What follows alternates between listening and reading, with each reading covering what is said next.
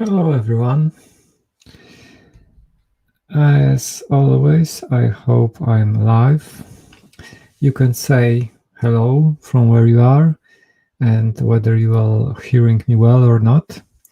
Today I have super strange setup because I'm using the secondary PC, which is laptop without enough USB ports, so I don't have mouse connected because I need to connect other things like microphone and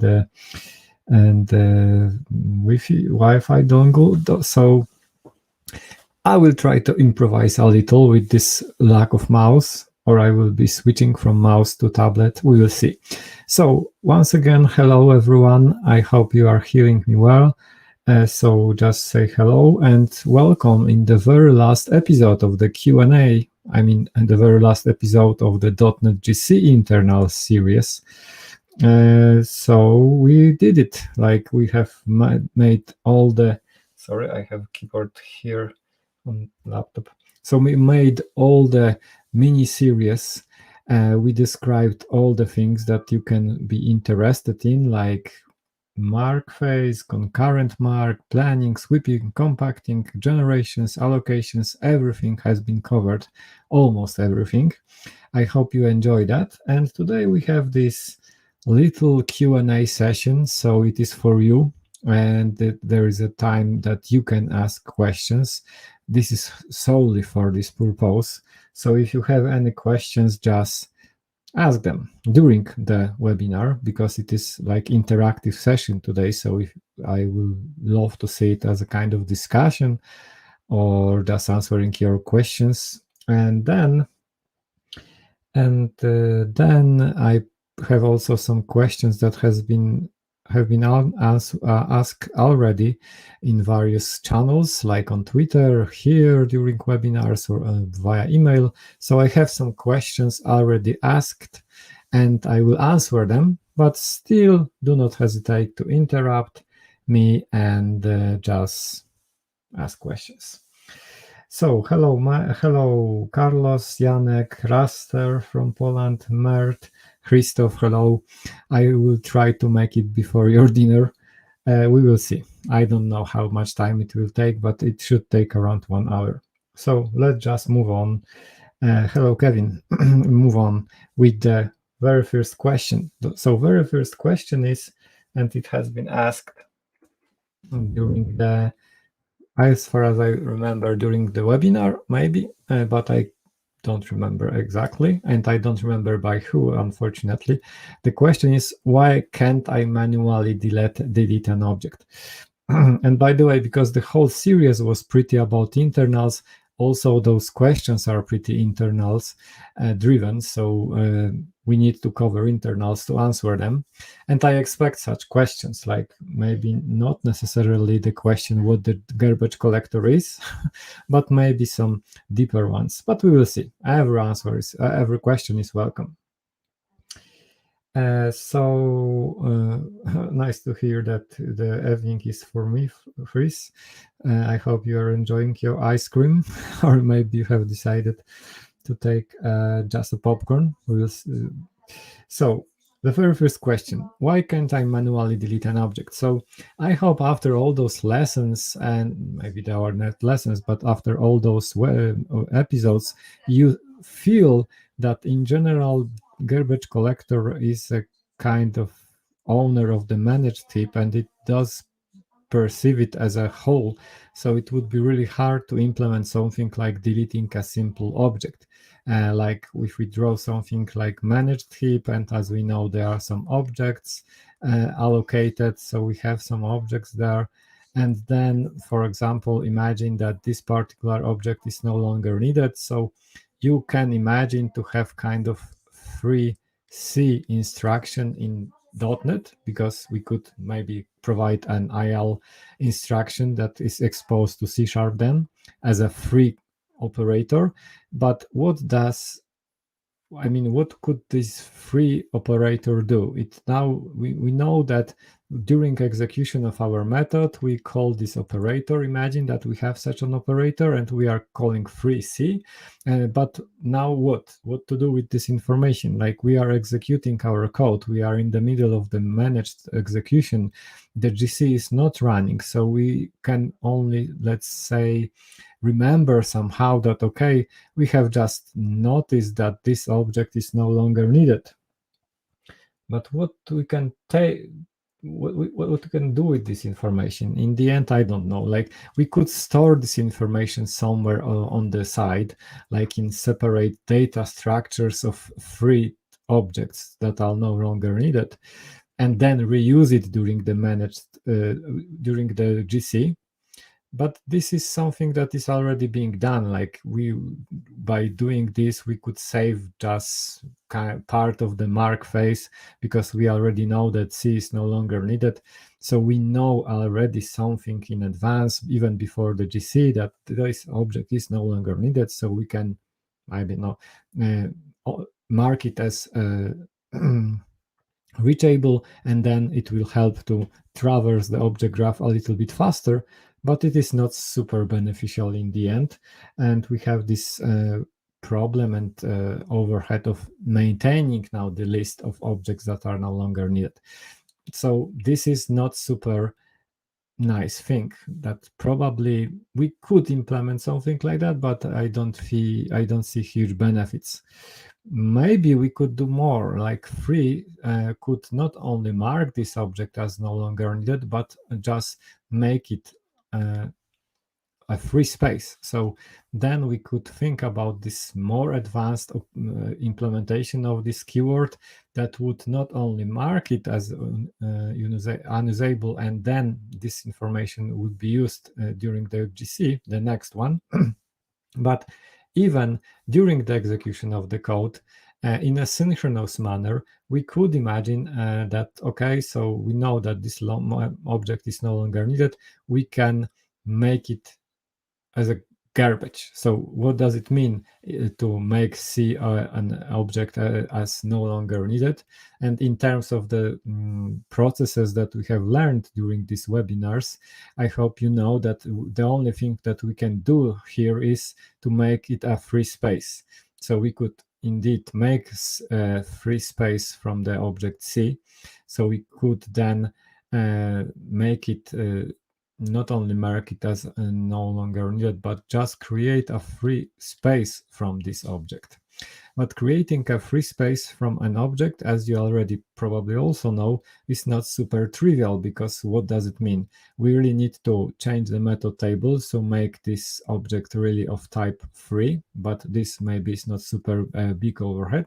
But on the other hand, then we need to thread this free space into the free list allocator. So we need to thread somehow this space into the already existing free spaces that are in this particular generation. This could maybe beneficial, but this should be done probably in synchronous manner. So at the time of the calling this particular method, so it will be blocking this operator for some time, and that probably will be not super beneficial, because we want to execute our code fastly. This code then would have the overhead of manipulating the free list item, the free item list, and in the end probably it would be not so beneficial just doing the things like we are doing currently with the whole tracing GC running only occasionally. So I hope you see that it is not trivial here to make a decision and to introduce such an operator into the runtime.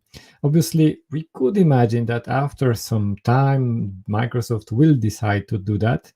So there will be new runtime with a new IL instruction.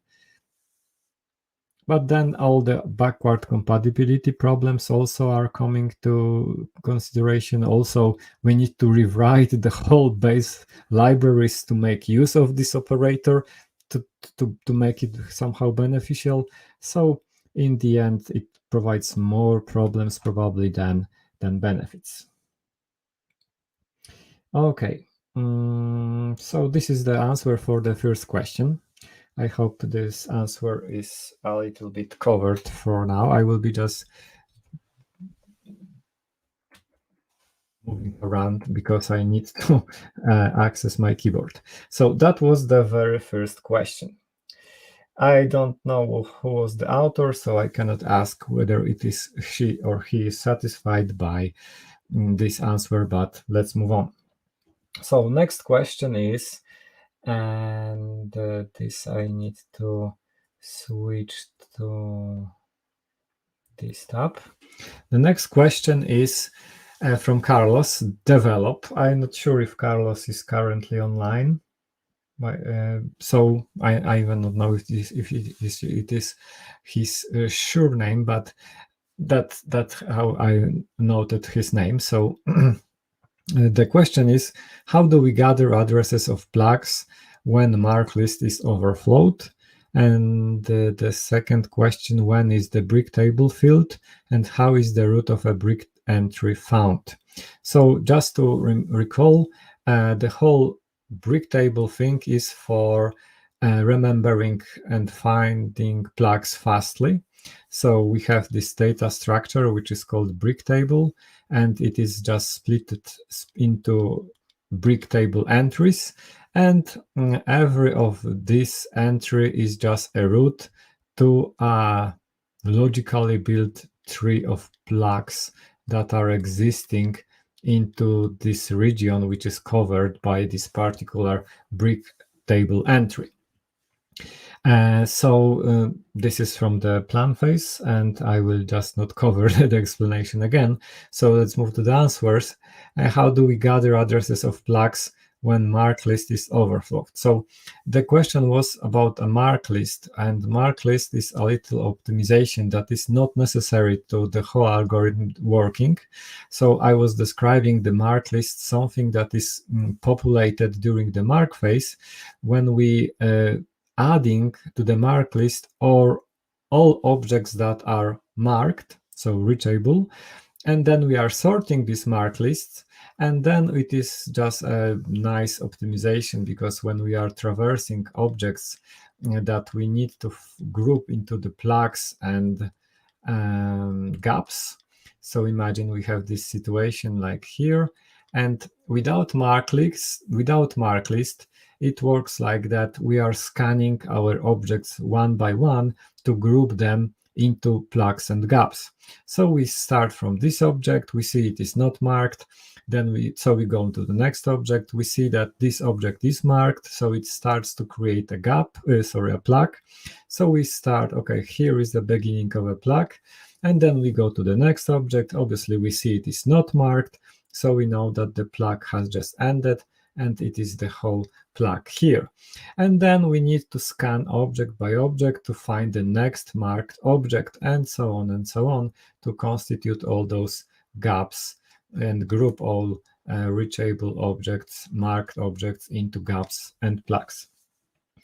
And so yes, this is how it could be working. And then we have this mark list optimization, which is just allowing us to find the next mark object instead of scanning object by object in a gap. So for example, we are here, we are seeing that this object is not marked, so we need to find the next mark object, and instead of going from object to object, which can take a lot of time, we have already in the mark list information when the next marked object is starting. So it is just like jumping from here to here with the help of the mark list, and it saves us some memory access.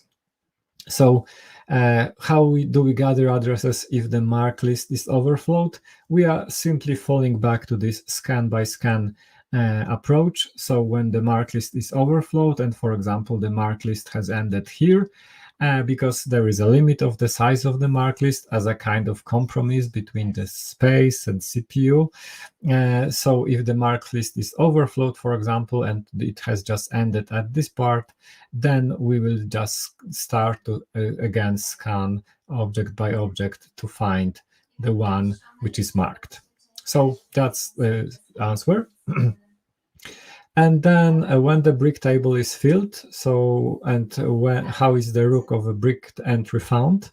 So then again, indeed, I didn't say that. I haven't said that probably explicitly. When we are building these gaps and plugs information during the plan phase, we are at the same time populating this binary tree of the information of plugs and the gaps and storing the root into the brick table entry. So the answer is we are simply populating this data during traversing the particular during the given segment of memory, and then just building this tree as a regular data structured binary tree, which is trying to form this tree in a balanced way.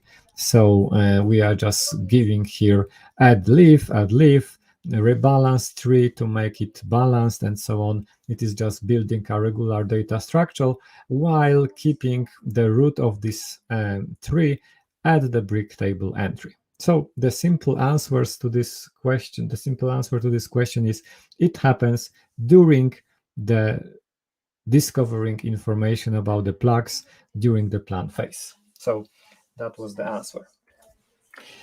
Okay, the next question. And Carlos, it is because I have Carlos Develop and Carlos Fernandez, and I'm not sure if it is the same person. So if it is, then I have some questions for you more. And then there was a question, and there was a question about the large object heap, LOH, and Carlos was wondering why the padding in the case of the 64-bit runtime is not the 24 bytes, but 32. So indeed, there was this screen that I was presenting that each object in large object heap that we have, there is this, imagine that we have object here, and then we have object here, and then we have some object here, and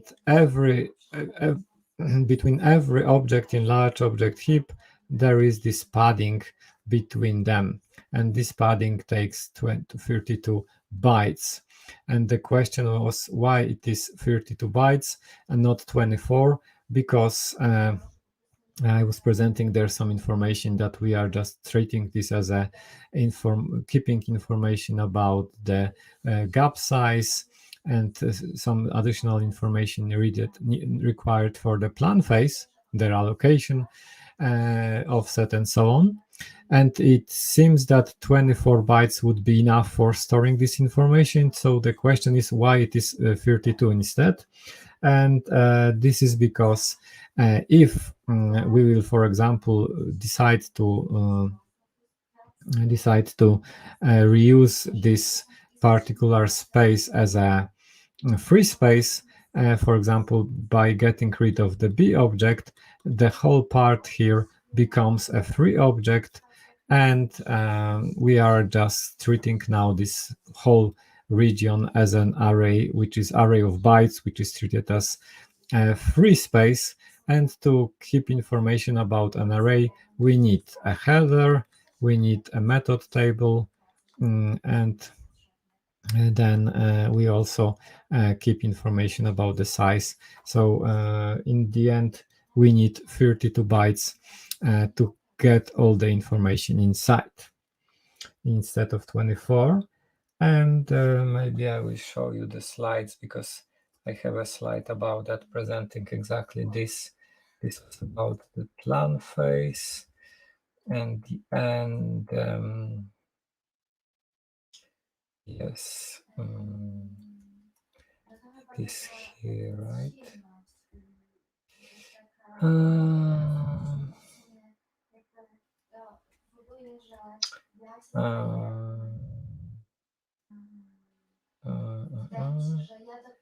Okay.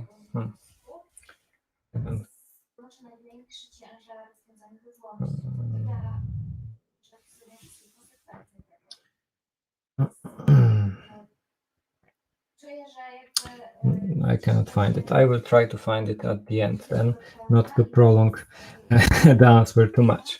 Okay, moving to the next one. I don't like to prolong answers too much, so let's move to the next question. The next question is from Andreas. I'm not sure if you are here, Andreas, with us. So if not, there's the answer. And the answer is mostly about the GCCollect. So what exactly does GCCollect do in the whole context of the things that I described? Does it always trigger the GC, whether it is immediate, which generations are collected? Does it compact? And in the end, the most important question, when should it be called?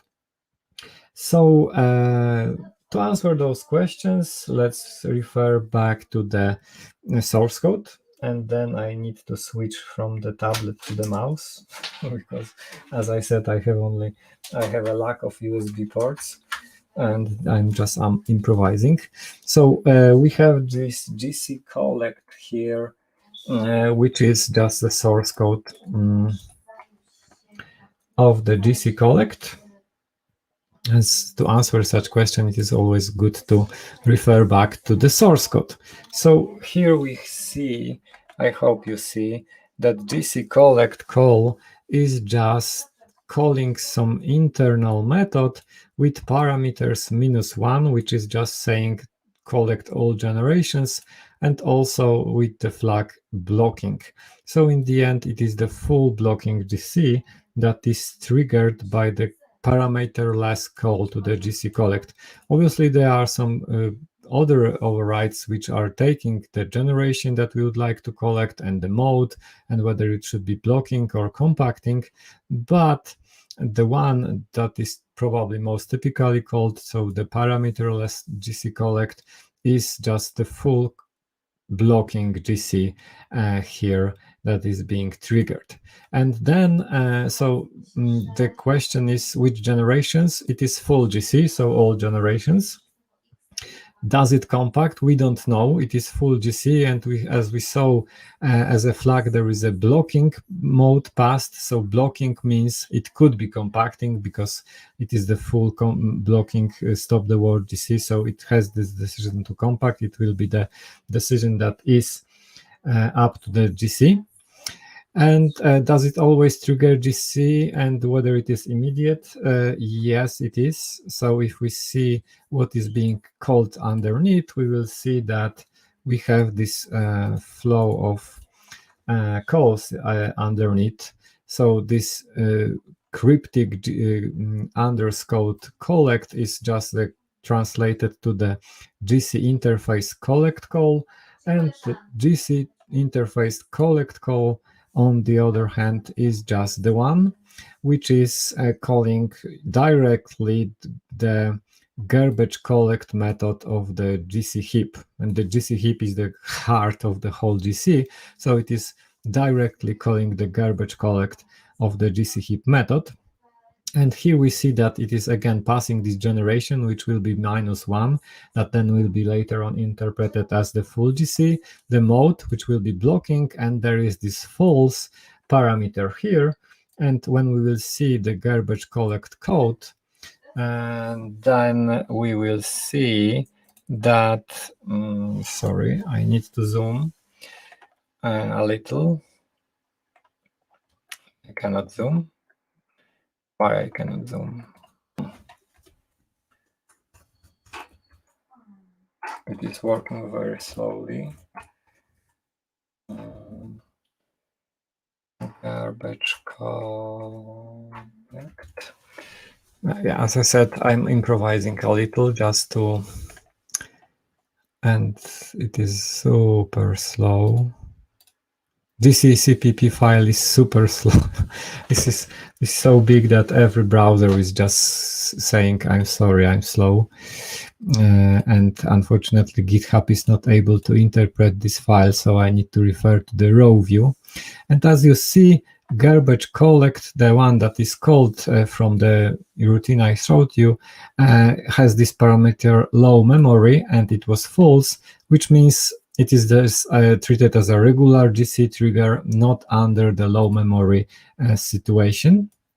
And then the whole GC is happening. There is no any way of asynchronicity here, so it simply means we are triggering immediately the GC here with the whole flow that I've described. So there will be decision whether to compact or not, and it will be just full blocking GC implemented as I described during the webinars. So again, pretty simple answer. It is, what exactly does GC do? It is just synchronously triggering the full GC, full blocking GC, which may be compacting, and that's a pretty huge thing. Like, it requires a lot of time. I mean, maybe not a lot of time, but you should be really aware of the overhead. And then when it should be called, this is one of my favorite questions, because in general the answer is never. Like, if you really are calling it to resolve any problem with the memory, like trying to solve the memory leak problem, probably you are not doing it from the right way. So you should try to understand why do you have something which is a memory leak, and do not solve it by forcing GC, because it is very rarely that the memory leak is because GC just forgot to do its job, and forcing it is not the way how we can solve it. There are some minor scenarios that GCCollect may be beneficial, and I have two in mind mostly. The very first one is when you have such a well-specified moment in time in your application that you just know that you have just, for example, loaded a lot of data so far, and they produced a lot of garbage which is no longer needed because you have somehow processed this data and produced some results from it, but the whole data set that has been loaded is no longer needed. So instead of waiting until GC will notice that, you can trigger it, especially if you know that this is a good moment and it is just slowly ending. Like, in the few moments, the user will be concerned about the interactiveness of your application, but now it is not, so you can trigger the GC to get rid of this garbage. The very typical example could be like if you are writing a game in .NET Core or .NET, and just have loaded a level and processed a lot of data to produce some data from it, and you don't need no longer this data, and you are still displaying kind of loading screen. Now you can get rid of all the garbage by the help of the GCCollect, because it is good time, because it is just the user is waiting in the end, so you don't care about the latency, and afterwards you will be happy because you get rid of this garbage. But this is like not so common scenario. In general, the rule is that you should not rely on it. You should rely on the GC being able to discover good points in time to make these calls and trigger itself, not you trying to inject the GCCollect into your code. The second main reason, because we obviously can always think about some additional edge cases, but the second reason may be to force compacting, because as we know, the GC is rather trying to not compact. It is mostly doing background GCs which are not compacting. So if you are seeing some problems with fragmentation, or maybe you are seeing fragmentation in large object heap, which is super rarely compacted, or maybe never by default, then you can trigger, with the help of this GCCollect overrides, compacting a large object heap and compacting full GC. So that may be kind of situation when you can consider calling it explicitly.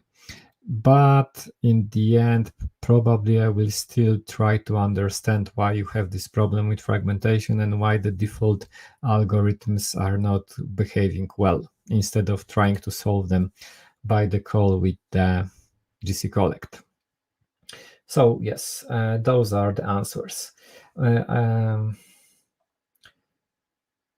Okay, I am seeing some questions. Super nice. I will try to answer them at the end, probably, to keep you here. with me all the time. And as again, if you have joined me before some time ago, do not hesitate to ask. This is the question and answers session, so it is all for you. Okay, next question then.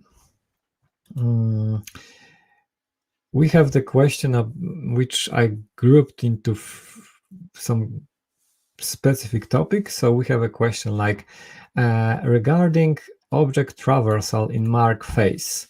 Assuming we are in generation 0 collection, it is right that as soon as a reference is found that points to Gen 1 or Gen 2, this reference is skipped. That's true. So generally, imagine that we have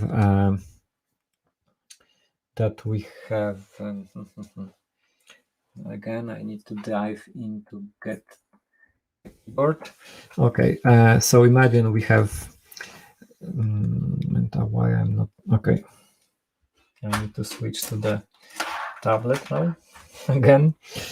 So imagine we have some objects and they are living in Gen 2, Gen 1, and Gen 0. And we are considering only generation 0 as the question states. So we are doing Gen 0 GC. So we are making the graph traversal and we are just ignoring objects that are not in Gen 0. So when we have a root and this root points to Gen 2, we are just during the mark traversal, the graph traversal, we will see that, okay, this reference may be on the stack, points to a region which is Gen 2, we are ignoring it, not traversing it anymore and further. So when the root points to Gen 1 or Gen 2, we are just ignoring it because we are just considered about Gen 0. And again, when we have a root, for example, here, and this root points to some object which is reachable, and then this object has a reference to an object in Gen 1. Again, we are obviously starting from this root, going through this object, and then we will see that this outgoing reference points to Gen 1. We are not interested in this outgoing reference because it is in Gen 1. So we are ignoring it. So yes, that's confirmation that it is the case. But has the continuation of the question. On the other side, when car tables are being processed, we may not skip references to Gen 1 or 2. Right, and this is exactly the case. This is exactly the case. So when we have car tables, and car tables, as you remember, are just a way of saying that particular memory regions contain references to younger generations. So we have this managed heap containing our objects, and then on the side, somewhere in the managed runtime, in the unmanaged memory, we have the car table structure, which is just saying that, for example, this particular bit is set. As we know, in the end, it is at the byte level, but let's imagine it is at the bit level. So we have this one bit set, which means, okay, this bit corresponding to a given memory region is dirty, which means the corresponding memory region, and imagine that this memory region is, for example, here. So it will be this part, the whole part is treated as dirty. And now we, when the GC is processing car tables, is seeing that this memory region is dirty, so it starts to traverse this memory region object by object, and all are treated as roots because it is the matter of granularity. We don't know which object is really pointing something to Gen 0 or 1 to the younger generation. So we are treating all of them as potential roots, and we start to travel from all objects inside this region represented by this brick table entry. So the answer is yes to the question.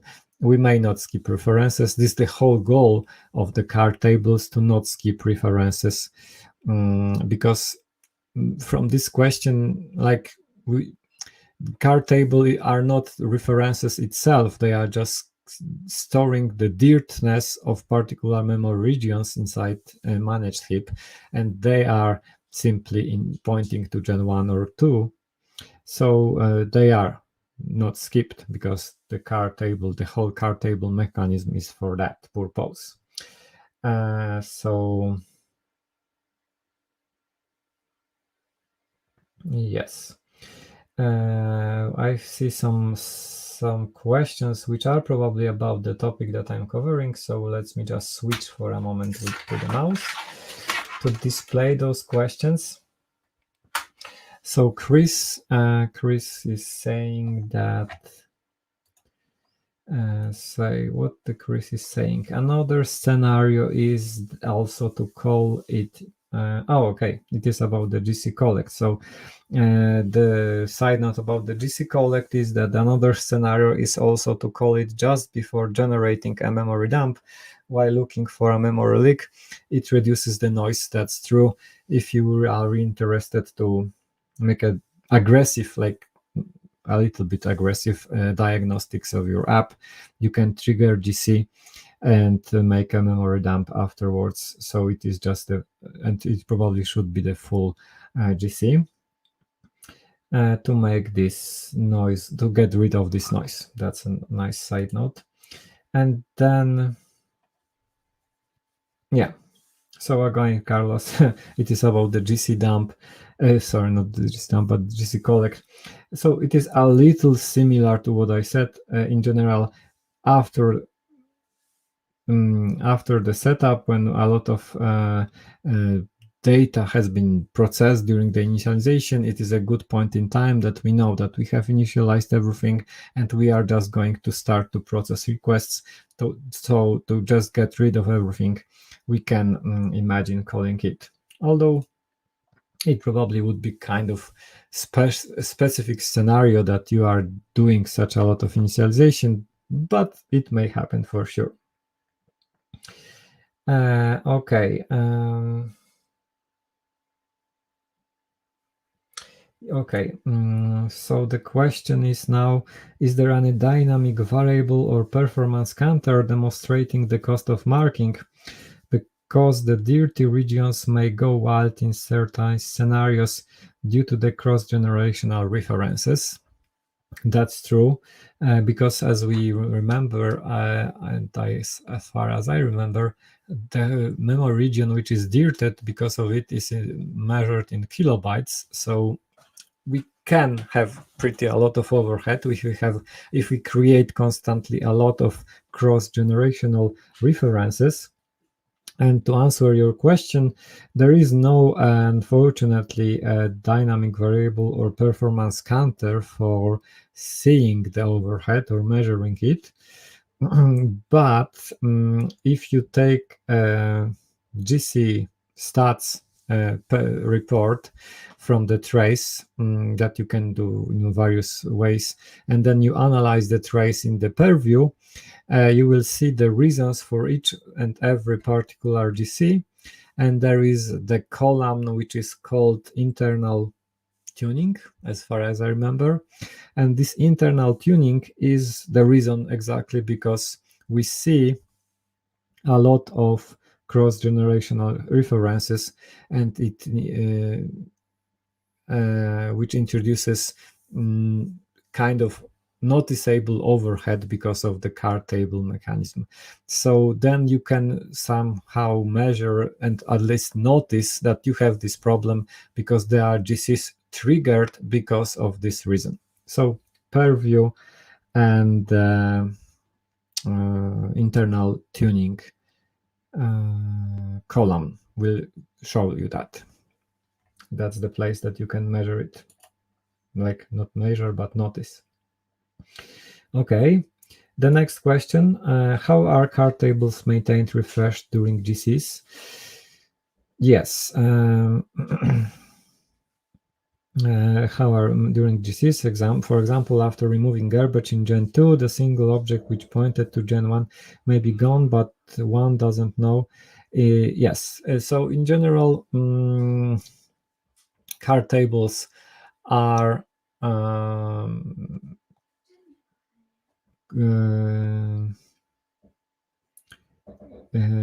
so card tables are cleared after the GC, and they are populated during the regular work of the application, and that's all. So there is no any more granular control, because it would probably, as always, introduce some overheads, but also some benefits. It depends on the scenario, and this simple approach is just that is working. Like the GC is trying just to trace whether there is not big enough overhead from card tables mechanism in general, and then it, for example, may trigger the GC for a higher generation, exactly what I described, the internal tuning reason, instead of trying to somehow maintain those things doing in a more granular way, to be sure that, for example, we will not mark a particular region, because now we know that there are probably there is no more object pointing to younger reference because one of them has been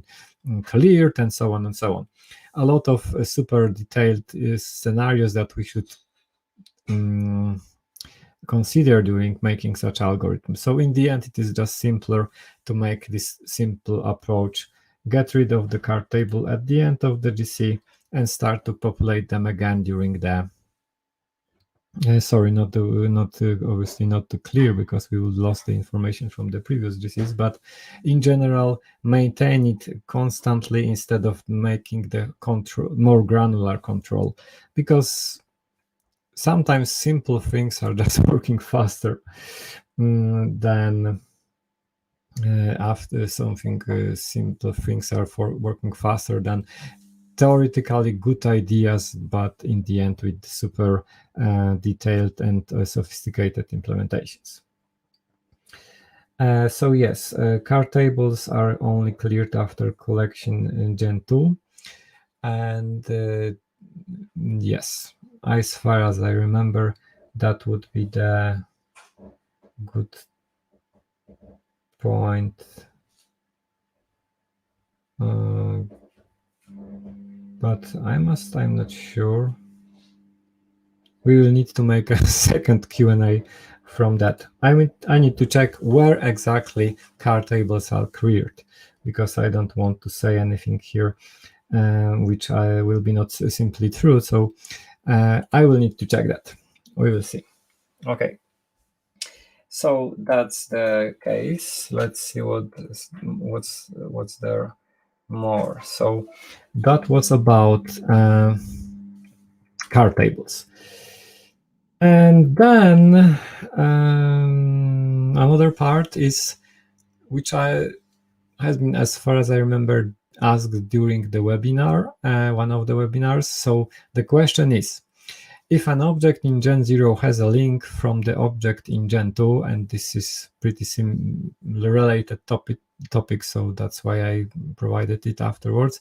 If an object in Gen 0 has a link from or reference from the object in Gen 2, we cannot collect it in Gen 0 GC, because the Gen 2 object is alive until we run Gen 2 GC. Am I correct? And yes, that's true. And that was a super nice finding, which maybe sometimes for some people may be obvious, for some may be surprising, but in the end, this is how it is working. And we need to understand that these generations may introduce this pretty strange behavior, because as Naomi said, in other words, she said that when a generation is not collected, it means that all objects in that generations are live. They are treated as live, because we simply don't know, so they need to be treated as live. But in the end, it also means that all objects referenced from those generations are treated as live, because it is a transient property. So in the end, it may happen that you have objects in generation 0 that are pointed by objects from generation 2, which are no longer needed, and they are not reachable in the end, but we don't know about that because we are not doing full GCs. So we are even if we are doing Gen 0 GCs, we are keeping in generation 0 objects that should not be there because they are no longer needed, but we don't know about that because we don't do full GC, which will just discover that by scanning generation 0, generation 2.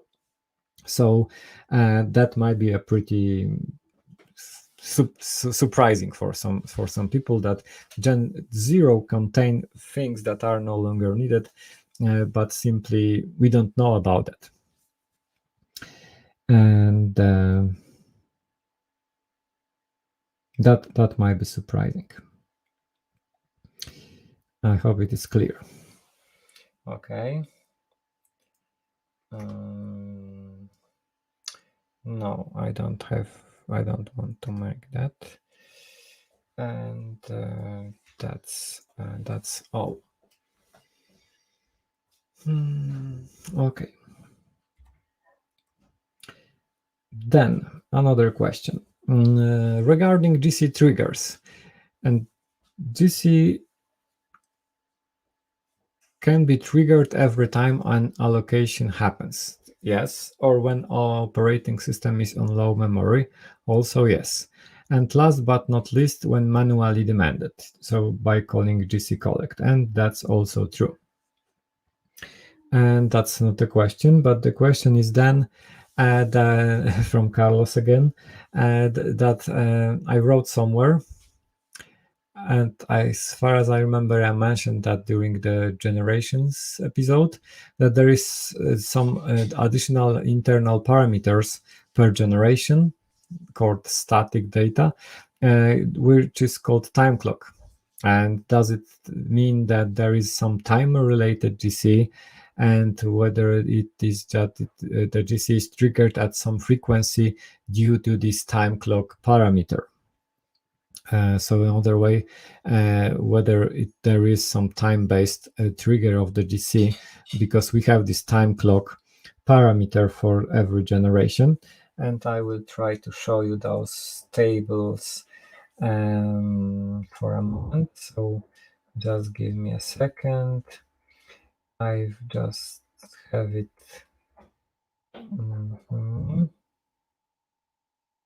Here. So in the end, yes, we have something like that, and those are the parameters that are taken from the source, GC source code, obviously. And we see here that every generation has something like time clock and GC clock. And this is pretty interesting in the end. So we see, for example, GC clock parameter and time clock parameter, which is like 10 times bigger per each older generation. And what does it really mean to have those parameters? So the answer here is that it is kind of yes-ish answer. So it is not for triggering GC. Those parameters are for deciding which generation should be condemned during the GC.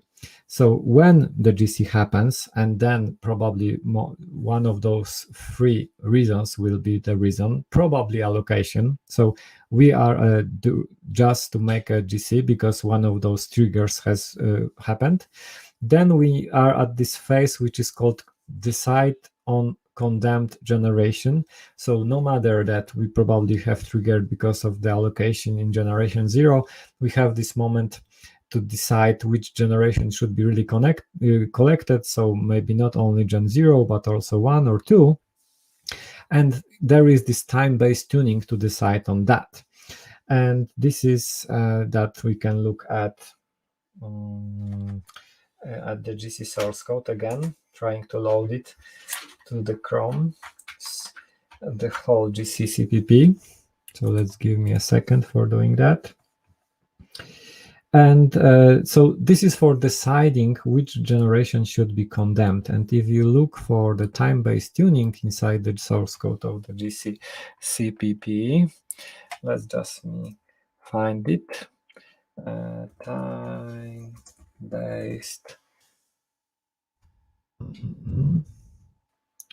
time-based tuning, we will see that, and you need to believe me, it is, or maybe I will just able to scroll that. It is to inside the generation to condemn routine, and then we have a lot of checks which may decide which generation should be condemned. All of them can be seen in this purview GCStats report I mentioned previously, and there is this time-based tuning, which is about exactly the thing that we are seeing in this table, which is first of all working only for the workstation GC, because multiple heaps is for server GC, and only for it is working only for the workstation GC, which is running in one of those two modes: pause interactive or sustained low latency. So if we are inside the workstation, if you are working as a workstation GC, which has a pause interactive or pause sustained low latency mode, and one of them is currently set, then we use this data to trigger and to decide on the generation to be condemned based on those parameters. And they are just to force, as you see, to have this kind of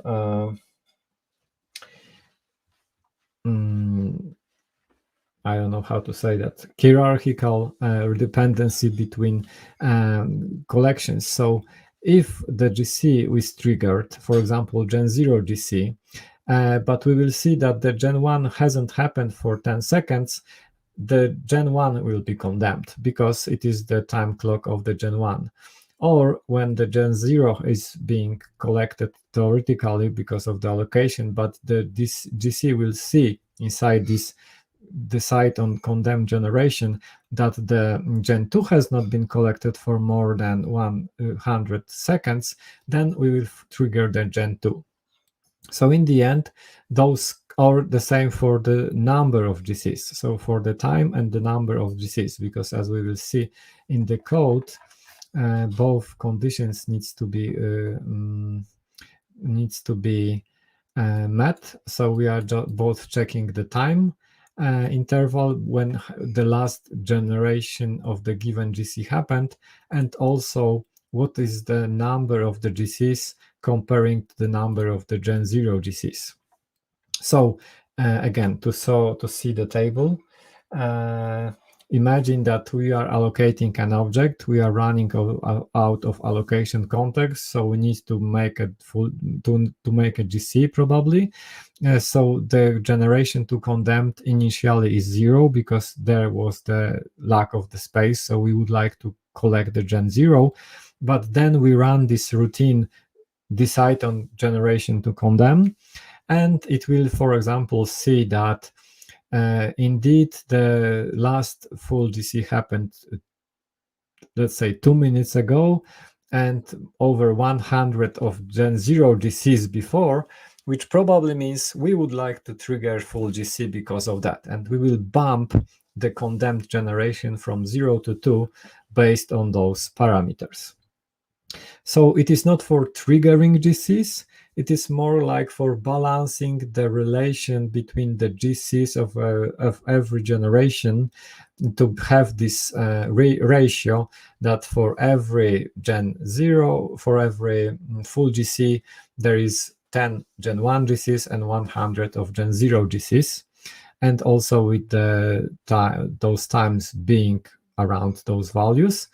And this is only, as I said, for the workstation GC running in the pause interactive and sustained low latency. And this is, by the way, one of the reasons why you can met in some articles so-called golden rule, that this is the good ratio between the GCs. If there is 10 Gen 1 GCs and 100 Gen 0 GCs per every Gen 2 GC, this is kind of true, as you saw, if we are running workstation GC. Then if the application is running in a nice manner, it doesn't allocate a lot, it probably should tune to this ratio between generations of GCs of the generations, because we have those parameters inside the GC. It is not the case for the server GC because it is not used there. So this is, I hope, kind of answer for Carlos or for everyone. It is not for triggering, but for tuning the ratio between GCs of every generations. Okay, let's move further then. Again, Carlos. Carlos has sent me an email about a lot of questions because Carlos is preparing very nice internal talks for his company about those topics, so has a deep interesting questions. And now we have another one about the parameters. It is maybe more about the code gen and the JIT, not the GC itself, but I thought it is super nice to cover it more. So the question is, in the session about roots, you told that the first 4 method parameters can be passed by registers. And as far as I remember, for non-static methods, this pointer is the first parameter. And is it true? It is. Every architecture, every operating system has a so-called calling convention, which is the one that is expected. And most popular operating system like Windows and Linux use register for passing 4 first parameters. And this is exactly the case in case of .NET Runtime, because .NET Runtime underneath is running on the operating system, so it expects and not expects, but uses the expected calling convention, and 4 first parameters are passed by registers. Typically, it is always the decision of the JIT, obviously, but in the end, typically it happens. And for non-static methods, this pointer is passed as the first parameter. And if so, count this to the 4 parameters. Yes. So in the end, it means that we have 3 effective parameters that would be used by the register, by the CP registers, if you are using an instance method. I prepared some examples, so let's see one. And for doing such experiments, I always invite you to use SharpLab. It's maybe not the most, I mean, it's super nice to have super fast experiments. Sometimes the results might be a little bit surprising because if you really would like to make a super good educated decision about the JIT code, probably you should just write this application, compile it, and see under the debugger what is the real result. But typically, I would say 99% of cases we can rely on the results of the SharpLab IO. So here we are seeing the super simple instance method, which is just taking 3 parameters, which are integers, and just producing the sum of it. And as we see, it is JITted into the code that is using those parameters from registers. We are using this optimization trick to compute the sum by using this instruction, which maybe it's not super obvious for people that are not using assembly on an everyday basis. But in the end, what is important is that the first sum, the first 2 parameters are passed by RDX and R8 registers, which we are summing here. And then we are adding the last Z parameter, which is passed by the R9 register. And those are exactly the registers that are used on Windows: RCX, RDX, R8, and R9. If we are making this method static, we will see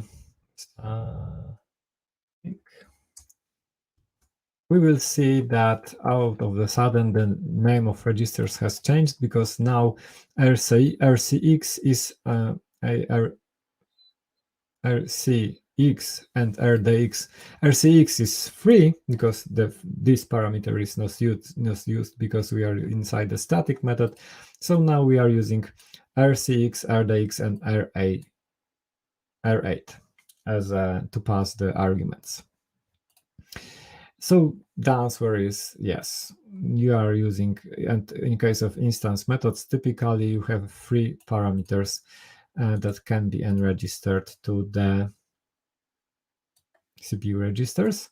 And also to prove that RCX is used for this parameter, we can see at this simple instance method that is just taking an instance of itself, like the class C, and the class C has a one field which is just an integer, and inside our method we are adding our integer to an integer from this external C instance.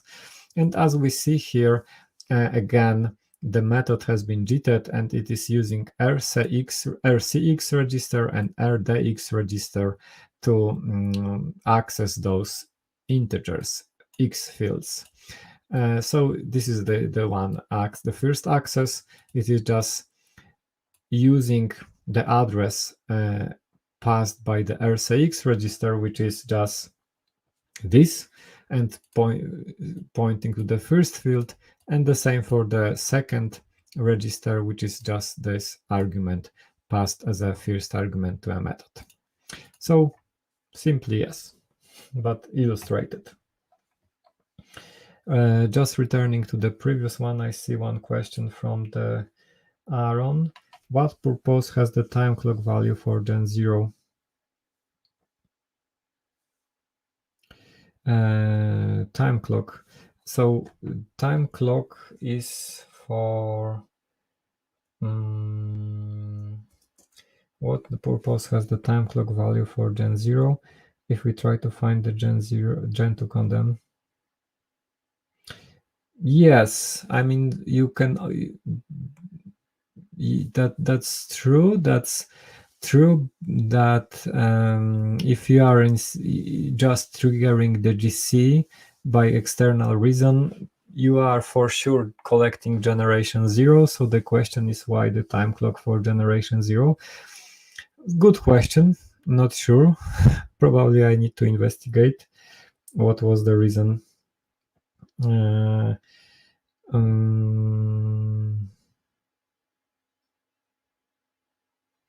What was the reason for that?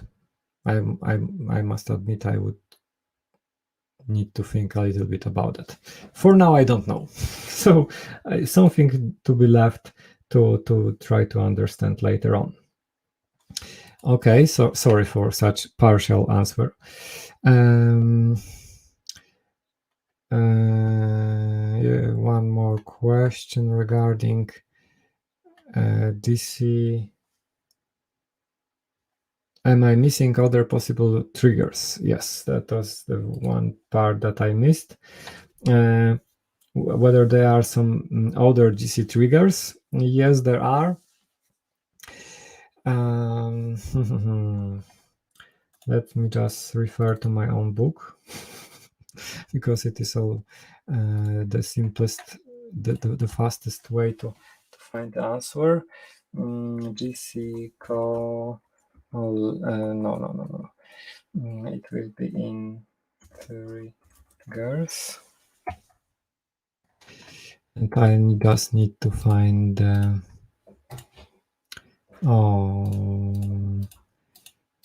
collection triggers, allocation trigger, explicit trigger, and there will be more. Just give me a second. Low memory level trigger, various internal triggers. Oh yes, and I want to find that. So there is, for example, a trigger when the app domain is unloaded. I need to check whether it is happening currently in the assembly load context. Probably yes. So we know that we are unloading bunch of data that will be no longer needed, and it may be kind of good situation to clean up things. Another reason may be about thread objects, because threads are dying, and every thread probably is represented by the thread instance. So if you have a lot of such objects and the application is running for a long time, we may be interested in getting rid of all those objects, because as you may remember from the previous episodes, every thread incurs pretty a lot of various allocations. We have tables for keeping TLS data and so on and so on. So it may be wise to get rid of a lot of pending died thread instances of objects. Also, before starting NoGC region, there is the code to start to try NoGC region, and then there is an explicit call try to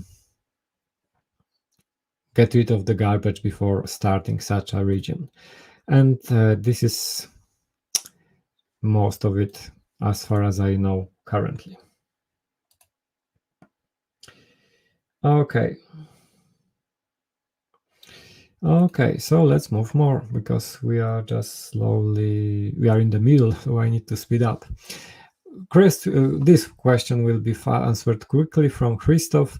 What about objects bigger than an allocation context? So the question was in the context of allocators. If we allocate objects bigger than current allocation context size, but smaller than large object thresholds, what is happening? In the end, we are just forced to create and find new allocation contexts. So unfortunately, it is an overhead for objects that have a size between allocation context and large object heap. So it is fast answer. Then the question was about weak references versus strong references and how they are handled by the GC. And indeed, I've omitted by design weak references during the roots part. So let's just give you a very short lecture about weak references. Weak reference is a special reference to an object and which is not treated as a root. So it does not make such object reachable, and in other words, it doesn't make it alive. So we can, in other words, observe an object. And we have an API for that. We can create weak reference in that manner and provide an object that you are observing with the help of this weak reference. And as I said, it is not keeping this object alive. So later on during our program execution, this instance may be collected, and it means that this weak reference will notice that and it know that, okay, the observed object is no longer available. It has been garbage collected. So we have, for example, is alive property of the weak reference. We have a target property to unwrap the reference to try to get the target reference set object. So this is kind of weak reference logic, like it is a reference, it points to an object, but it doesn't keep this object alive. And by the way, it is better to use this newer API to trying to get the target, because in this code, obviously, something may change between checking the property of is alive and trying to get the target. But that's a minor issue. And how they are implemented? They are just regular handles. I said that we have strong handles that we can allocate. We have pinned handles that we can allocate. And additionally, we have weak handles that we can allocate. And with the help of the same API, even directly. So we can use this wrapper, or we can use just the alloc routine from GC handle and create weak references, weak handles in the end, because weak references as a concept are implemented with the help of weak handles. And this is a handle, so there is this internal dictionary of buckets, which is just a list of pointers treated as weak handles, and they have this special treatment simply that during mark phase, the GC does not scan them and does not treat them as roots simply. So by omitting those handles as roots, we are just making them weak. With this additional treatment that during the GC, they are zeroed when the target is unreachable. So we have this additional overhead that when an object becomes unreachable, at the end we need to go through weak handles and notice which are no longer existing to clear, to zero those handles to make this property working, for example, is alive. So this is a kind of regular handle, but with this special treatment. We can allocate them regularly, and also we have in the end two types of them. This is a kind of side note, which is not super important: short weak handles and long weak handles. Short ones are zeroed before finalizers, long weak handles and are cleared after finalizers. And because of that, we are saying that they are tracking resurrection, because there is this resurrection concept inside, that we can resurrect an object that has been finalized, almost is going to be finalized. Then we can resurrect this object. And in case of the short weak handle, this weak handle will be zeroed already. In case of long weak handles, it will be not zeroed, and it will survive the resurrection. But in the end, this is exactly the same mechanism underneath, with a little bit different treatment. So weak references are just weak handles. We cannot create a weak reference as a type of reference between two objects and call it weak. The weak reference is only handle pointing to some objects to observe it. The question is here, weak reference is not sealed. Does it mean that the GC has no problem in here? I'm not sure. I must admit I haven't investigated it from that perspective. If we inherit from weak reference, probably then we need to use the particular constructor that is just having the same logic. So maybe it is just working, but I haven't seen any usage of inheriting our own types from weak reference. It may be also that it is just not sealed by accident, for example, not by super well thought decision. I'm not sure. Okay, so then also another side note, if maybe you are not aware of that, but it is a nice point to say that we have something like dependent handles, which is the most complex concept regarding handles, that allows you to couple the lifetime of two objects. And we will say that we have primary and secondary object. And in the end, it means that we can create something that is a reference and couples the two objects. So the one will be living as long as another. So if you have an object X and Y, it means that X will live as long as Y. And they're kind of built on weak handles, because if we have this dependent handle, the both primary and secondary object are, we have a weak handle to them to not prolong this pair by itself, and only a strong handle from primary object to secondary object. So it is something like exactly saying those two objects are now coupled, and if the primary object is alive, secondary should be alive. When the primary object will be no longer needed and will be collected, the secondary one also should be collected. And where it is used, it is like adding fields to objects simply. So you have an object and you want to extend it with another property, another data connected to this one, as long as obviously the original object is living. And for example, what is interesting, it is used internally by the runtime to inside the edit and continue feature. If you have ever used edit and continue debugger feature inside the Visual Studio, you may discover that you can add fields to objects during runtime execution, which is obviously not possible to change the type description during the runtime execution. But if we need to add a field in that manner to an object, we can add it with this feature of dependent handles. The difference is it is not exposed directly by the GC handle or any other API. If we would like to use it, we have the conditional weak table type, which is publicly exposed. And as even the source code comments it is for supporting runtime generated object fields for dynamic languages to expose the ability to attach arbitrary properties to instance managed objects at runtime. So here we have the code that maybe it will explain that. We have and every conditional weak table allows you to create, it is a wrapper around the dependent handle. As I said, there is no dependent handle exposed by itself.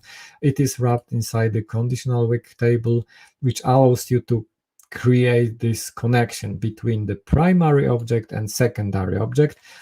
Here it is strongly typed. So imagine you have some instance of some class, which is our primary object, and you have some data created. And with the help of these types, you can attach this data to this primary object. So you have the secondary object of the some data type and another secondary object of some data type. And you can attach one or both to this primary one. So the primary one object is the some class. And then we have the secondary object, some data, which is now just attached to some class. So as long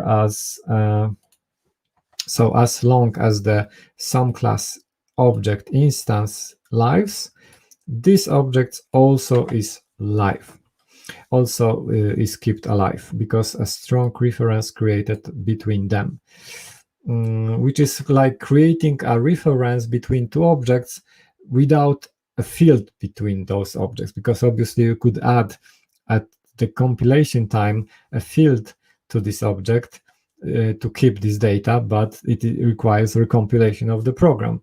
But you can kind of create this reference, strong reference between those two objects with the help of this dependent handle construct.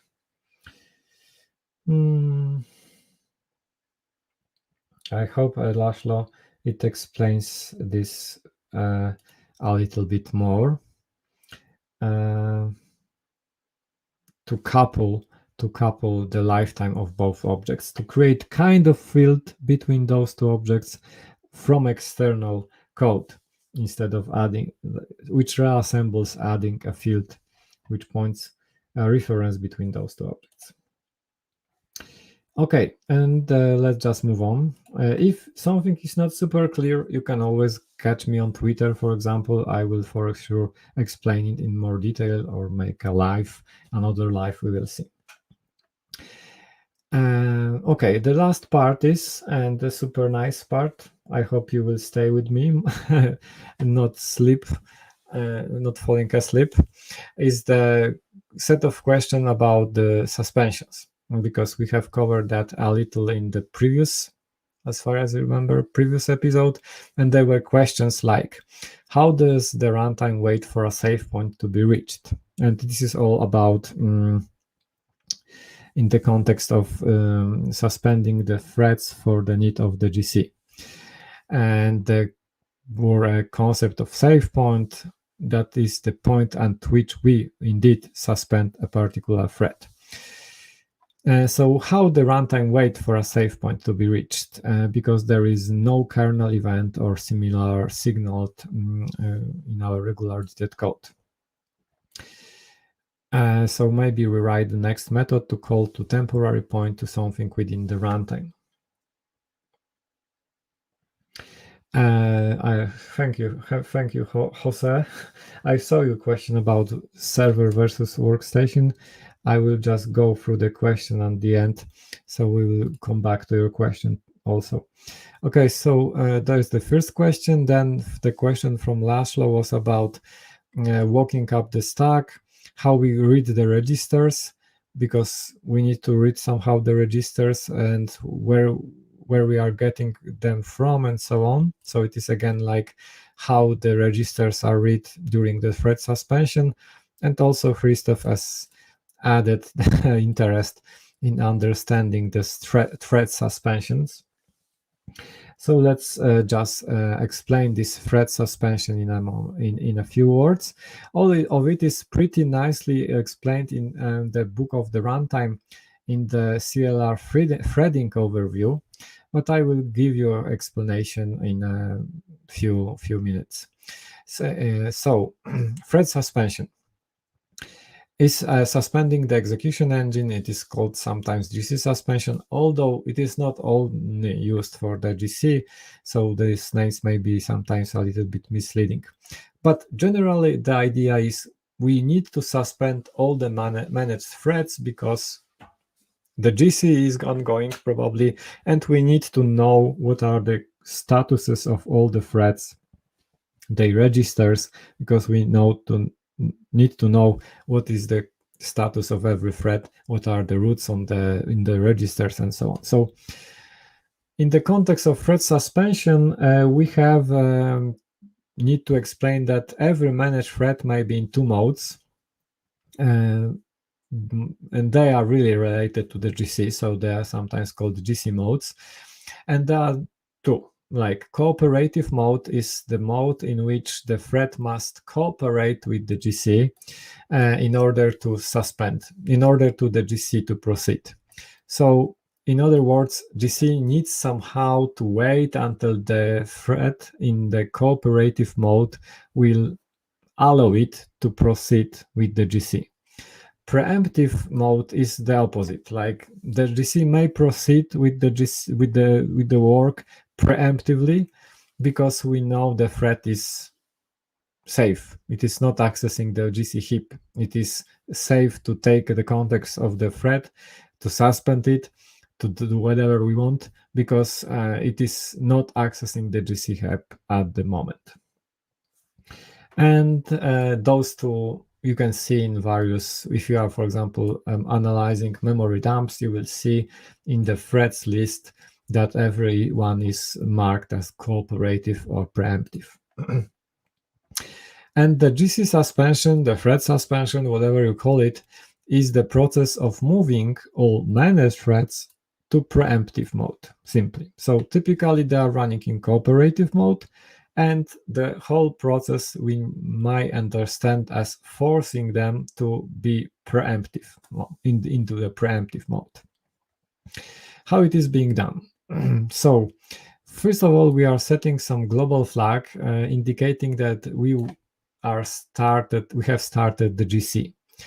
This global flag is useful because if there is any thread which is already preemptive, which is nice for us because it is ready to be it is ready for the GC, but it would like to enter cooperative mode, which we won't like to have because it is opposite direction that we expect, we will simply block this thread until the GC is complete. So we are safe. If something is in the preemptive mode and it would like to come back to the cooperative, we will block it with the help of this flag until the GC is complete. So that's easy.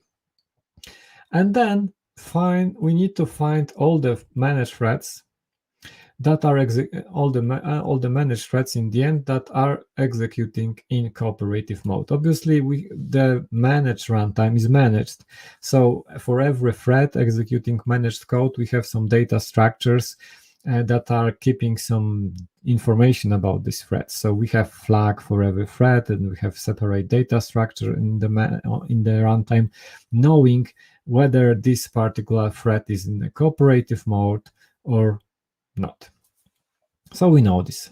And for each which is in cooperative mode, we attempt to hijack the thread and force it to leave the cooperative mode in a high level point of view, which in the end, from the implementation perspective, means that we need to hijack every thread, and I will explain what this hijacking means in a moment, to park it in a safe place.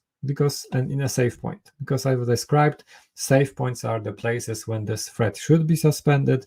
The GC info provides the information about the roots at every safe point. So if we are at safe point, it means that we are safe. We can list all the roots from this part or for this particular thread.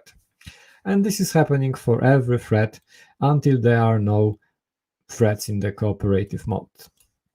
Obviously, it's such a loop waiting for every thread being in a preemptive mode means we are exposed for a pretty dangerous bugs, like if there was a bug in a runtime code or the JIT code that would block a thread from moving from cooperative mode to preemptive mode, it would mean that the suspension would take a lot of time, and there were such a bugs in the runtime. But they are bugs in the runtime simply. All this mechanism and all the hijacking the threads and parking it the safe points should be really fast. And that's the responsibility of the runtime code, JIT code, to make it happen. Okay, so we are simply hijacking and forcing to park all the managed threads at the safe point. How we are doing that? And this is the most important part of the answer. So first of all, this is a little simplified view because this code is super complex and super crucial to make it work fast and correct. So there is a lot of code about memory barriers, sharing data, and a lot of race conditions that may happen between the suspension of the thread, the operating system, native thread, managed thread, a lot of code. But let's look at this simplified view. So you have a thread now, which we like to park at the safe point. So there is an API in Windows simply called suspend thread. And what we can do is we can suspend this thread at this moment. So we can get the handle of a thread and we can call the suspend thread on it. This is an operating system level API, which will just suspend this thread at this particular moment, no matter where it is. It will be just simply paused at the moment when it was executing. And that's nice. Because we have just suspended the thread with the help of the operating system API. Then we can get the current context, which by the context we mostly understand the whole register state, so the values of all registers. And for that, we have even another API in Windows, which is called getThreadContext. So if you look at this getThreadContext method, you will see that there is this Win32 API, which is just for retrieving the context, and by providing the handle of a thread, you get the whole context, and by context, we understand the values of all registers and so on and so on. So nicely done. In case of Windows, we can just ask for the whole context, and the thread is suspended, so it is safe. Like, no, this context will not change.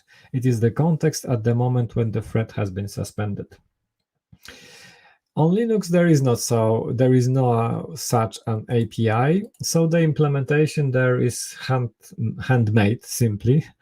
In case of Linux implementation and macOS probably also, the get thread context is written by hand, let's say like that. So it is just calling this get registers, for example, routine, and this get registers routine is above, as far as I remember, and this one is just calling some routine that is getting all values from the registers. Nothing super, like no magic happening here. It is just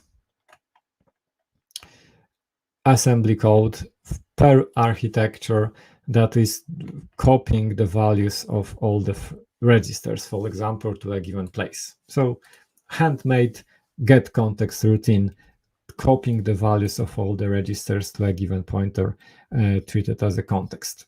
So exactly the same logic in case of Windows, but handmade.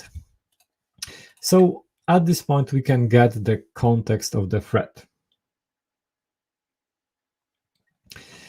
And now, depending on a type of a method, because if you remember, we have two types of method. I mean, JIT may generate a method as fully interruptible or partially interruptible. So in case of fully interruptible method, we could say that it would be enough, like as is. We have suspended the thread, we have the whole context. We are super happy. That's all. Like we have all the information that we need. But unfortunately, as the documentation about all this stuff says, because of various historical operating system bugs, was preventing this from working. Like that was not enough to make it working. And the things are a little bit more complex. So this is in the end what is happening at the first stage. We are suspending the thread, we are getting the context, but then we are doing the hijacking, redirecting, as it is called in the documentation. So instead of just relying on this information that we had here, we are doing those 3 steps. We are redirecting the thread, which is just overwriting its instruction pointer, which is kind of head explosion and blow minding thing that that we are just changing the instruction pointer of a thread that has been suspended. We can do that, but obviously it is not a safe let's say safe play for kids. And after doing that, we resume the thread, and this means we are continuing so-called redirect routine, because this instruction pointer that we have set is inside the redirect routine, and this redirect routine gets an accurate context. This is about this historical operating system bugs. So unfortunately, we need to get the context again, and then waits for the GC to complete. So instead of a real suspension, we are waiting here, blocking this thread, waiting for a flag that will say that this particular thread may be resumed because the GC has completed. So it is kind of combination of the suspension with the help of suspend thread, getting the context with the help of this API, and then magic of overwriting instruction pointer to use the redirect routine that will get an accurate context and wait for the GC to complete. And this may happen in fully interruptible method because, as we said in one of the previous episodes, fully interruptible method may be parked at every line because we have GC info for every line. So it is enough. Then a partially interruptible method is probably not at a safe point because they are pretty rarely placed inside the method, and we can only have few safe points inside the method. So when we suspend a thread, forcing a suspension of a thread with the help of this API, most probably we are not at a safe point, But we can use this fact that the caller is waiting for the result of our method, and the method transition and returning to a caller is a good place to treat it as a safe point, as I said even previously during the partially interruptible description. So now we hijack the thread by we hijack the topmost stack frame return address. So another magic, we override the return address of our method. So instead of this method returning to its caller, it will return to something very similar, the very similar redirect routine. Generally, we hijack the topmost stack frame return address. So we override the address to which we'll return. We resume the thread. The thread is being executed instruction by instruction. And then at the end, it will return. And instead of returning to the real caller, it will return to the redirect routine. And the redirect routine gets exactly the same thing. So it gets an accurate context and again waits for the GC to complete. So then we have the context. and we have blocked the thread waiting for the flag that the G has completed. And this code, even at this level, is pretty complex, but when you will deep dive into this, it is just mind-blowing how many edge cases and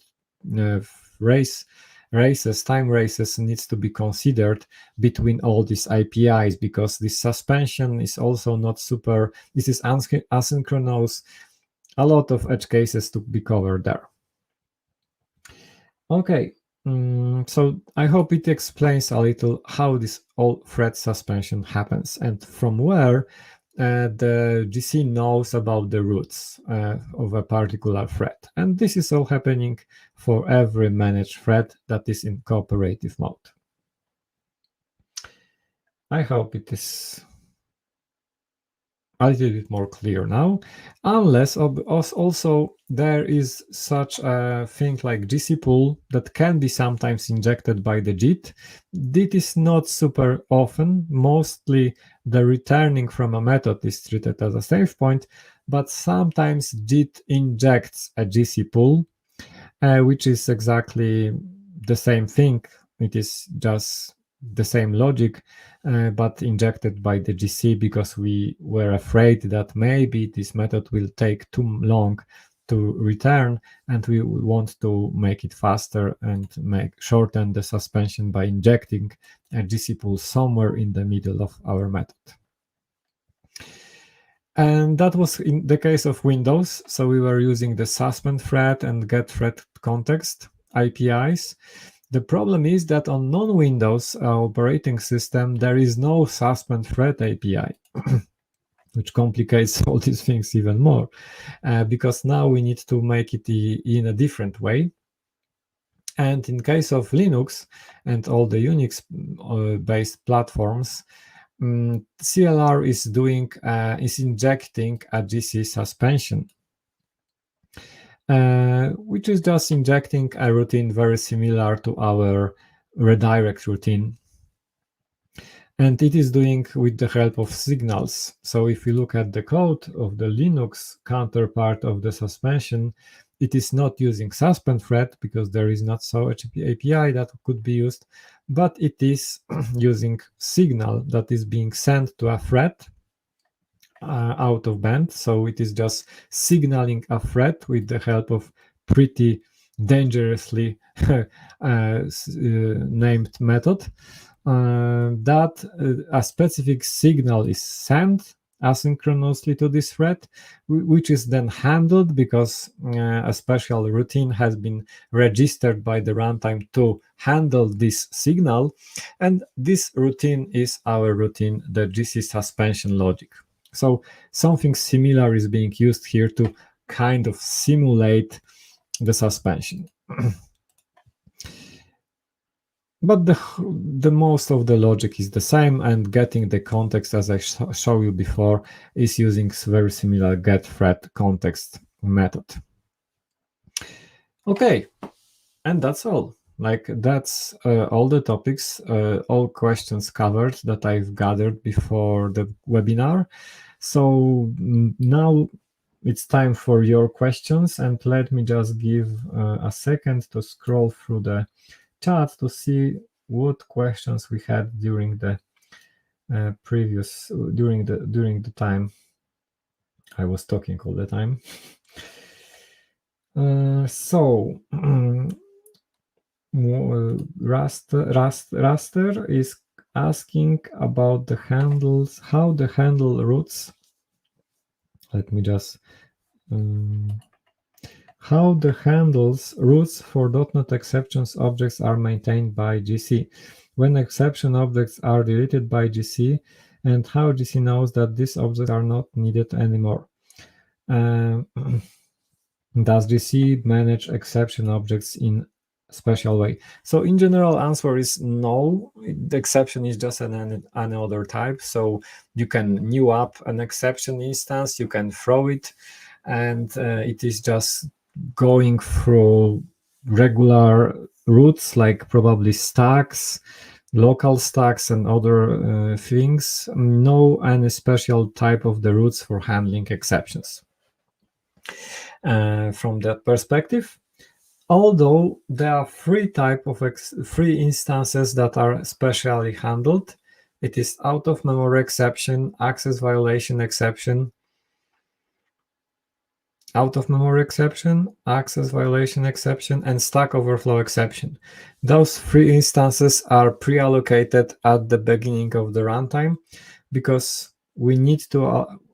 It is safer to have those instances pre-allocated and reuse them instead of creating instances of them when something really bad happens, like out-of-memory exception happens because there is no memory.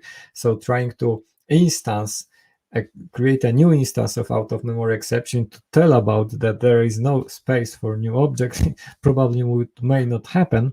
So we have those three instances: out-of-memory exception, access violation exception, and stack overflow exceptions are pre-allocated, living somewhere in the probably Gen 2 after some time, and they are kept alive by the strong handles, and the runtime keeps pointers to them simply somewhere in the data structures. So when they need to throw out-of-memory exception somewhere in the middle of the GC, they know that they have instance of it at hand after under a given pointer. So that's a kind of answer for that. Another question is from Mert, we have a free list space. Oh yes, and free object space after each GC which participate to the total fragmentation. Can we ever take back this free object space? The free space smaller than 24 bytes? No, we cannot. And I will try. This is treated as unused fragmentation. If the amount of unused fragmentation in a given generation is treated as too severe, we are probably forcing compacting this generation. That's one of the scenarios when a simple solution is better than trying to implement something more sophisticated. GC is just trying to track the level of fragmentation, and if it is become too big, it will be just forcing compacting. And also, to make the things more dynamic, there is even this where I was describing this table.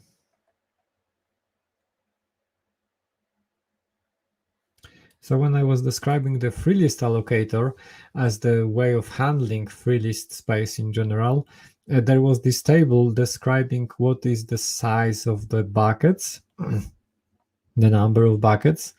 And that's maybe not super important at this moment, but I also mentioned that for generation 0 and 1, free item is being discarded, so it becomes unusable fragmentation if it fails to fit the required size, which means there is only one chance that a given free space will be used for an allocation context. If it is not used because it has been checked and it wasn't big enough, it is discarded and treated as unusable fragmentation.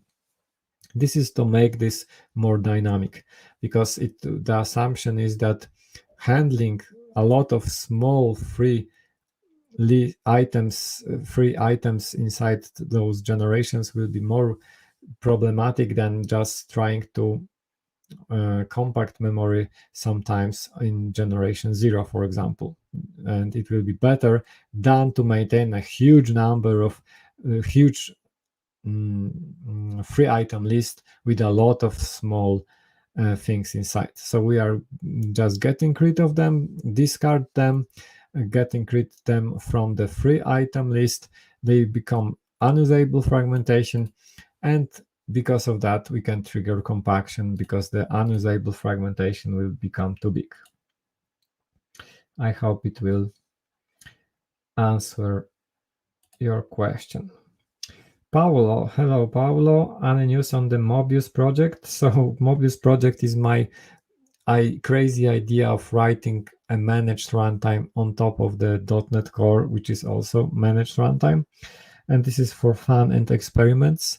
It is still closed source because I don't have enough time for work on that, but I have some help from so I have the very first contributor to this project. I've invited him, and we are slowly working towards making it more feasible to be open sourced, to add some tests, because now I'm mostly concerned about the fact that I have no single test inside this project. So not having unit test for the runtime is not a good idea. So now we are thinking about how to make nice unit testing of the runtime. So the work is ongoing, but in general, very, very slowly. I treat it as a super low priority pet project. Unless I would really love to make it more important, but I don't have enough time, unfortunately. Okay, let's see whether we have any more questions. Some of them were answered during the talk. I don't want to miss anything.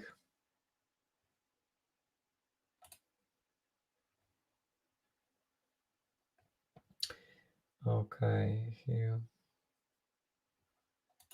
How does we have this low memory alert?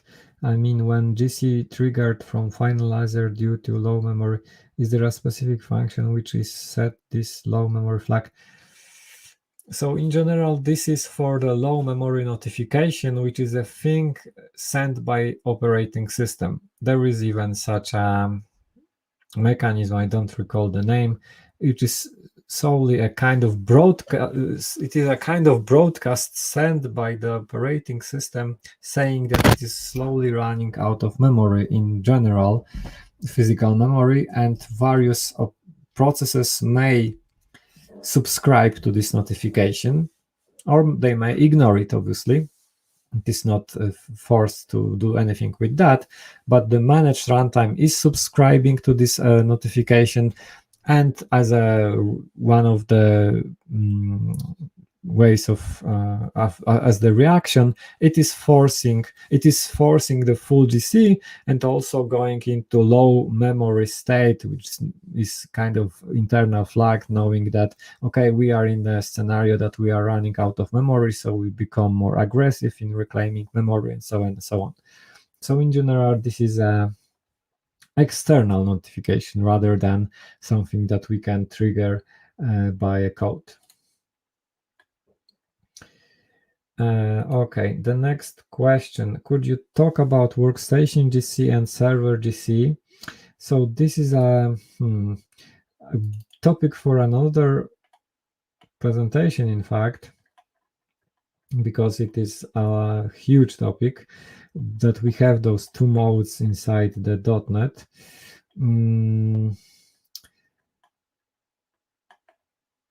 I have a slide about that in the first episode, so probably the best way for you, Jose, would be just to refer back to the first episode. I was there describing some super high level description of the workstation GC versus server GC. In general, just not to leave you with anything now, workstation GC is for the responsiveness, designed for responsiveness, for interactive applications.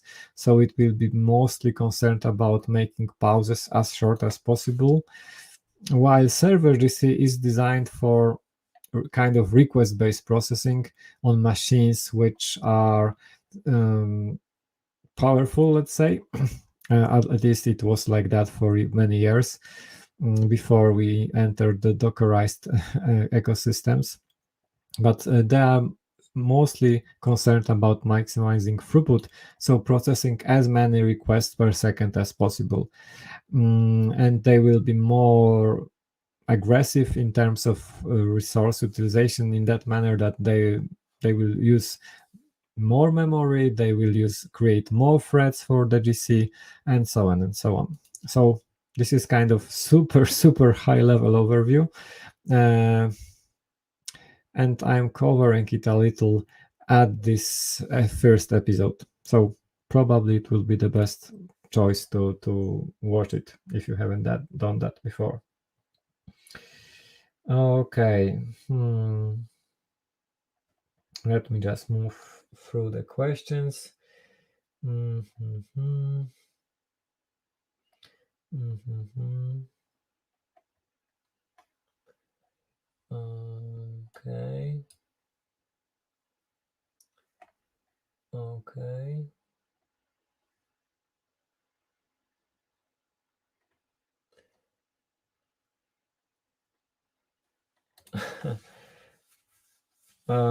Regarding a book, maybe I will leave it at the very end, if I will not forget about it. How do you progress with my own GC? That's a sad story because my work is a little bit postponed because the API for creating a custom GC is still not good enough in the runtime, and I have this feeling that no one is writing custom GC in .NET, maybe without myself. So no one cares about that API not being super nice. And the only thing I could do is to introduce PRs for making this API better. And I had a work about it, but unfortunately, it is not so trivial to add an API to the runtime for the GC. So it is postponed simply. It is postponed, and I'm waiting for, I don't know, maybe I will take a vacation for doing those projects. And it blocked me a little bit, and I stopped developing this, mostly because of that. We will see what the future will bring. Awesome session. Thank you. When do you come to use value task instead of task? Nice question, Jose. Async related. Super interesting question that we could spend some time on. In general, that's question has at least two bottoms. Like the overall rule was use task everywhere, as it is designed to be a regular way of representing a promise that you will have a result of an operation. And use value task only if you are concerned about allocations in this or that particular hot path. So, for example, you know that you can pass the synchronous result of an operation. Instead of allocating a task, you can pass it with the help of value task. And also value task has limited API, so there was no there was no counterpart for when any, when all, and other stuff. So task was perceived more like a more general, natural way of designing async code, and value task only for those edge cases that are mostly concerned about allocations and performance on hot paths.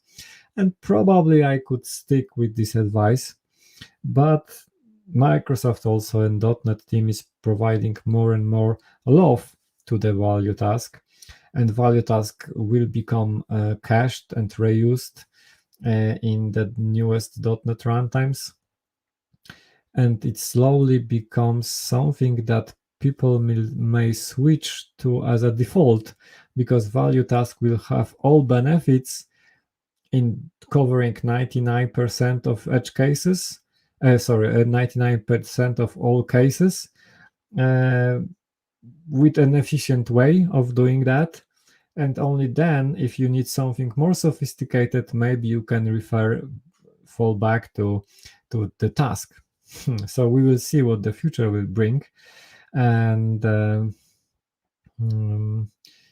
for now, I will probably stay with this general rule that let's use the task and only value task if you feel a need for that. But on the other hand, look for articles that are saying that value tasks should start to become a default. And there is one by Steve Clary, which is saying that we should concern doing that because of these all new nice features coming to value task and how they are handled because of the of the runtime and the base libraries. Because in the end, 99% of our code is not a super sophisticated combination of tasks, but it is simply doing await operating, await do async or any other method. And for this, value task may become a standard in some future. We will see. Which kind of situation is recommended to use of async disposable? This is async related, and in general,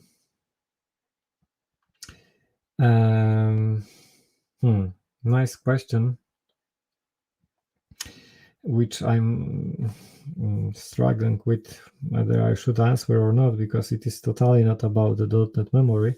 But just one sentence. I async disposable is for all situations when your disposing of your object is async. So if it is something that requires I/O and takes a lot of time, then you can benefit from doing it I async disposable instead of doing it I disposable. So kind of, I don't know, long-lasting I/O operation that closes something, and you will benefit from scalability that you released a thread for the time of disposing.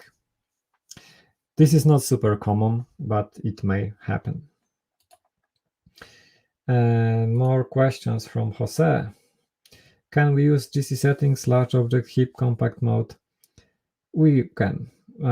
We can use it in .NET Core. It is available. It allows us to force compacting the next full GC that happen. So typically we are setting this, and immediately we are calling GCCollect to force the full GC to make use of this flag. Where can I get your slides? So slides are on goodies.netos.org. So there is this site where you can get all the things that we are providing as free stuff, and there are all the slides. I will add the slides from today's session, although there are mostly questions printed, but all the slides are there, so you can print them, use them. If you attribute it with my name, you can reuse them as you wish. Will you have another session for the card types question, which we could not answer? We will see. we will see. Maybe I will just make a blog post about it or write it as not live, but I don't know, record and publish. We will see.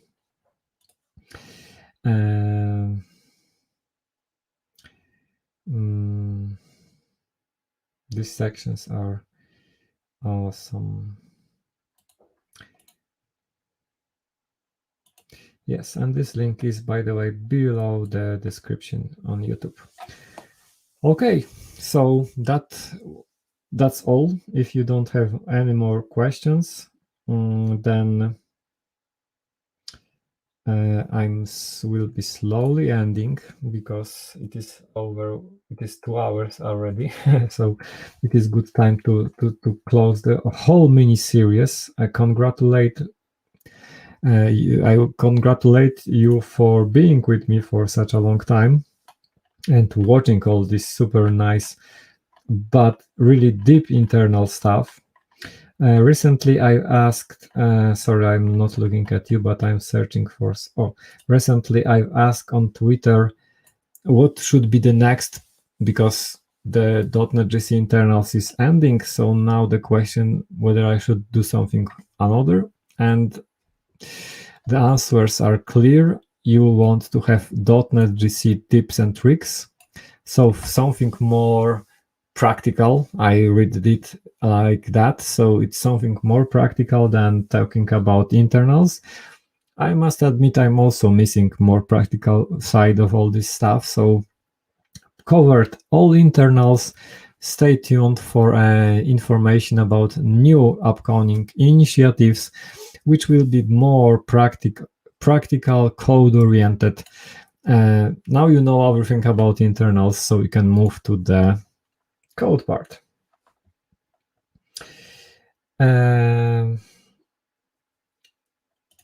what do you usually? When do you usually? It happened that it was always Wednesday evening. I like that term. Probably the next one also will be in the middle of the week. It is nice, not too close to weekend from both sides. So in the middle of the week it is nice. Probably Wednesdays also. And I must admit I feel covered. Like I feel I covered every topic I wanted to cover.